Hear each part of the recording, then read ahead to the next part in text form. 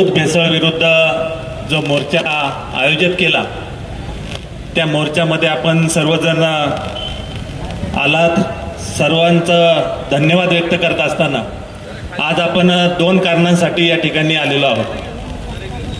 पहिलं कारण, माननीय तुकारामजी मुंडे साहेबांनी जी कार्यवाही केली त्या कार्यवाहीला समर्थन आणि पाठिंबा देण्यासाठी आपण हा मोर्चा काढलेला आहे. आणि दुसरं कारण म्हणजे मागे जे झालं, परंतु येणाऱ्या काळामध्ये ही दूध भेसळ थांबवली पाहिजे आणि यांना योग्य ती शिक्षा झाली पाहिजे, यासाठी आज आपण या ठिकाणी जमा झालेलो आहोत. आणि तुम्ही पाहिलं असेल, आंबेगाव असेल, खेड असेल, शिरूर असेल, अशा सर्व तालुक्यांमध्ये 30-40 वर्षामध्ये दूध क्रांती झाली आणि त्यातून शेतकऱ्यांचा आर्थिक उन्नती झाली.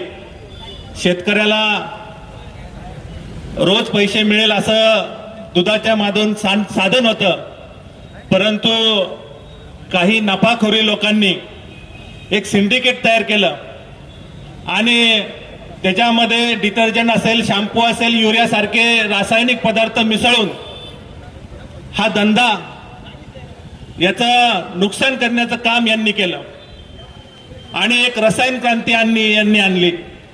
या रसायन क्रांतीचा बिमोड करण्यासाठी आपण या ठिकाणी जमलेलो आहोत.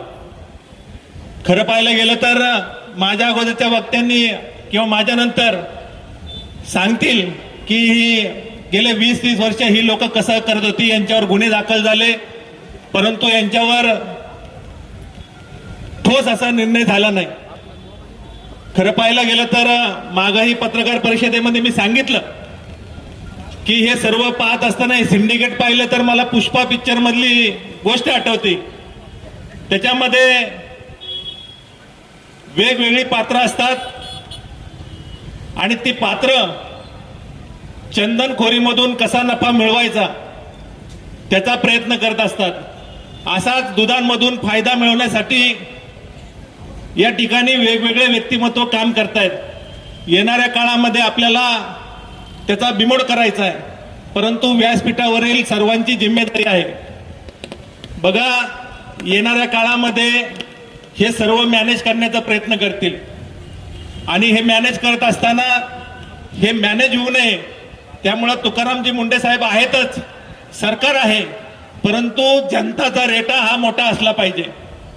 यामध्ये मला आठवण येते, एक सामना पिक्चर होता, त्यामध्ये एक मास्तर असतो, श्रीराम लागूंनी ते पात्र केलेलं आहे, आणि एक सरंजाईशाही थाटातला एक पाटील असतो, तो निळू फुलेंनी साकारलाय. आणि त्यामध्ये तो मास्तर त्या निळू फुलेला सारखं सांगत असतो की मारुती कांबळेचं झालं काय. अशी परिस्थिती या दूध प्रश्नाची होऊ नये, त्यामुळे जनतेला विनंती असेल की येणाऱ्या काळामध्ये हे आंदोलन तीव्र करण्याचं काम आपण सर्वांनी केलं पाहिजे. नाहीतर पुन्हा एकदा असंच होईल, त्या मारुती कांबळे कुणाला माहिती नाही राहिला तसा हा दूध प्रश्न निघून जाईल आणि पुन्हा एखादा नवीन प्रश्न येईल. हा प्रश्न विस्मृतीत न जाण्यासाठी, त्याचबरोबर लोकांचं आरोग्य व्यवस्थित राहण्यासाठी आपणा सर्वांना जनजागृती करायला लागेल. या जनजागृतीमध्ये योग्य दूध कोणतं, भेसळयुक्त दूध कोणतं, यासाठी काही तपासण्या असतात, त्या लोकांपर्यंत, ग्राहकांपर्यंत घेऊन जाणे आणि त्यांना सुशिक्षित करणे येणाऱ्या काळामध्ये गरजेचं आहे. एवढं बोलून मी माझे 2 शब्द थांबवतो. आलेल्या सर्व आंदोलनकर्त्यांचं, सामील झालेल्या सर्व नागरिकांचं पहिल्यांदा सर्वांचं सरस स्वागत करतो. आणि बोलताना खरं तर माझ्यासारख्याकडे यांच्यासाठी बोलण्यासारखे शब्द नाही आहेत, कारण जो खालच्या थरातला एखादा शब्द जर मी वापरला, एकदम घाणातला घाण खराब शब्द जर वापरला, तर शब्दाला सुद्धा लाज वाटेल, अशा या लोकांचं कर्तृत्व आहे. म्हणून त्या शब्द सुद्धा न वापरता या लोकांनी ज्यांनी या दूध भेसळीतून म्हणा, अन्न भेसळीतून म्हणा, जे पैसे कमवून ज्यांनी निवडणुका लढवलेल्या आहेत, मी तर म्हणेल त्यांचा कुठलाही नैतिक अधिकार नाही या निवडणुकीमधून निवडून आल्या लोकांचा.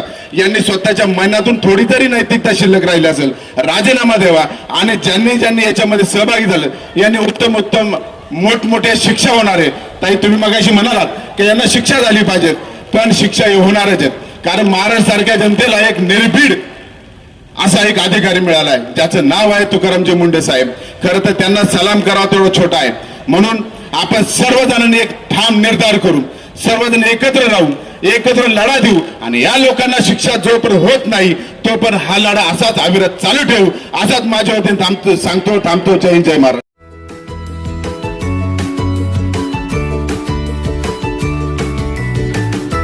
बातम्या शेतीच्या, बातम्या मातीच्या, बातम्या अन्यायाच्या, गुन्हेगारीच्या,